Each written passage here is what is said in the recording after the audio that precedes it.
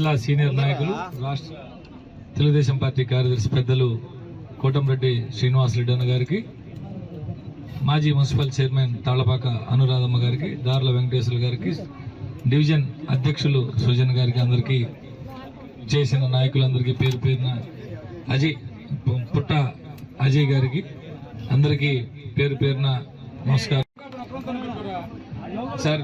అందరికీ ఇక్కడ ఉన్నటువంటి అందరికీ తెలిసి ప్రాంతంలో నివసించే వీళ్ళందరూ కూడా మీరు ఏదైతే చెప్తుంటారో బాగా పేదవారు వాళ్ళందరిలో కూడా ఈరోజు ఒక్కరు కూడా మిస్ కాకుండా ప్రతి ఒక్కరూ నారాయణ సార్ సమక్షంలో, శ్రీనివాసరెడ్డి గారి సమక్షంలో, అనురాధమ్మ గారి సమక్షంలో, అందరి గారి సమక్షంలో ఈరోజు పార్టీలో చేరుతున్నారు. వాళ్ళందరికీ పేరు పేరున ధన్యవాదాలు తెలియజేసుకుంటూ భవిష్యత్తులో అన్ని రకాలుగా మీరు అండగా ఉంటారని చెప్పి మీకు మనవి చేసుకుంటూ మరి సెలవు తీసుకుంటా ఉన్నాను. శ్రీనివాసులు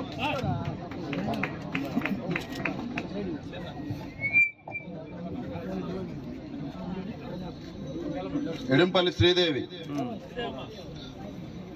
అయ్యర్ స్వామి, పద్మ,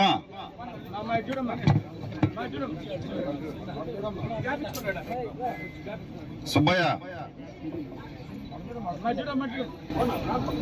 సంతోషంగా ఉంది ఈరోజు మీ అందరిని ఇక్కడ కలవటం.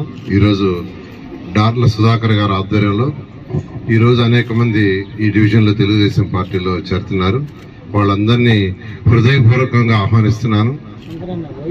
ఇక్కడ మెయిన్ గా ఈ ఏరియాలో ఒక మెయిన్ సమస్య, ఎందుకంటే మనం ఏదైతే మెయిన్ సమస్య ఉందో దాన్ని ఫస్ట్ డిస్కస్ చేసుకోవాలి.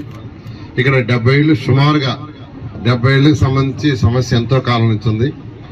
రైల్వే ఎక్స్పాన్షన్ అని, రోడ్ ఎక్స్పాన్షన్ అని ఉంది. ఆ సమస్యల గురించి నాకు అంతకుముందు కూడా చెప్పారు యాక్చువల్ గాను, ఇప్పుడు కూడా సుధాకర్ గారు చెప్పారు.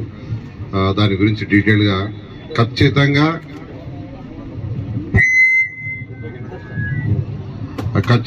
నేను ఒకటే చెప్తున్నది, ఏ పేదవాడికి కూడా ఇబ్బంది ఉండదు.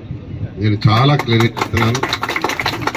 పేదలు, నిరుపేదలు వాడిదే ఫస్ట్ ప్రయారిటీ. ఎందుకంటే నేను వచ్చింది కూడా ఒక పేద కుటుంబం నుంచే. ఎందుకంటే ఏదైతే ఈరోజు ఇక్కడ ఈ రేకులు కావచ్చు, తాటాకుల షెడ్లు కావచ్చు, లేదా టార్పాలిన్ పట్ల కావచ్చు, వాళ్ళ యొక్క ఇబ్బందులు నాకు బాగా తెలుసు. నేను బాగా అనుభవించినోడిని. నేను పుట్టింది ఒక పేద కుటుంబంలో. మా నాన్నగారు ఒక ప్రైవేట్ బస్ కండక్టర్. ఇప్పుడే ఈ పక్కిళ్ళే ఈ యొక్క ఇక్కడి నుంచి మనం నిలబడిన రెండో ఇంట్లో వాళ్ళు యాక్చువల్ గా ఇన్వైట్ చేసి షాలా కప్పారు. వాళ్ళు చెప్పారు, సార్ మీ నాన్నగారు కోరిడోర్ బస్ లో వచ్చేవాళ్ళు యాక్చువల్ గానని. అంటే ప్రైవేట్ బస్ కండక్టర్ గా ఆయన ఉండేవారు.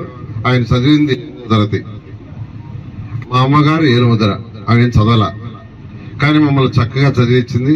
చదువులో ఈరోజు నారాయణ ఇన్స్టిట్యూషన్స్ 28 రాష్ట్రాల్లో ఈరోజు ఉన్నాయి. 6 లక్షల మంది విద్యార్థులు ఈరోజు నారాయణ ఇన్స్టిట్యూషన్ చదువుతున్నారు. ఒకరిద్దరు కాదు, 6 లక్షలు. 50,000 మంది ఎంప్లాయీస్ ఈరోజు 1వ తేదీ జీతాలు తీసుకుంటున్నారు. అది డైరెక్ట్ గా.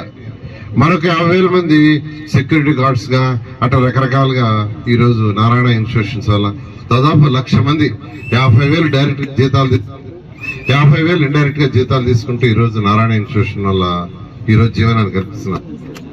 ఇంత ఎత్తు ఎదిగిన నేను ఒక పేద కుటుంబంలో పుట్టి, ఇంత ఎత్తుకు ఎదిగిన నేను నెల్లూరు నగరానికి ఏదో ఒకటి చేయాలి, పుట్టిన గడ్డకి ఏదో ఒకటి చేయాలని యాక్చువల్ గా ఆ రోజు ముఖ్యమంత్రిగా ఉన్న నారా చంద్రబాబు నాయుడు గారు నాకు మంత్రిగా అవకాశం ఇస్తే, నేను 2014లో ఇక్కడి నుంచి కంటెస్ట్ చేయకపోయినా ఆ రోజు 5,260 కోట్లు తెచ్చి నెల్లూరును డెవలప్ చేసేది మీ అందరికీ తెలుసు.